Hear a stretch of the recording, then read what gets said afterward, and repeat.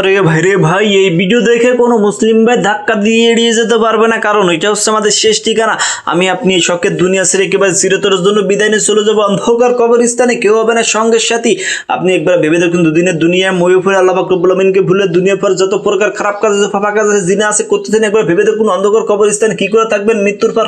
ওই কবরের মাটি এক পাশটাকে চাপ দেবে, আপনার পাঁজরের হাড় মিশে আরেক পাঁজরে চলে যাবে, ওই পাশটাকে চাপ দিলে আরেক পাঁজরে মিশে যাবে, এভাবে আজাব দিতে থাকবে। কবরের ভিতরে বিষাক্ত সব পোকামাকড় আপনাকে ধ্বংসন করতে থাকবে। ওই কবরে আজাব যদি দুনিয়ার মানুষ দেখতো, মানুষ পাগল হয়ে যেত, দুনিয়ার পুরে আর কখনো খারাপ কাজ করতো না ভাই। ওই জাহান্নাম এতই ভয়ঙ্কর, জাহান্নামের আগুনে জ্বালানি হবে মানুষ এবং পাথর পাথর পুড়ে ছাই হয়ে যাবে। আপনি মানুষে কেমনে সহ্য করতে পারবেন? জাহান্নামের ভিতরে খাবার হবে পচা পুজ, যা কুমফল, যা কোনো মানুষ ভোগ করতে পারবে না ভাই।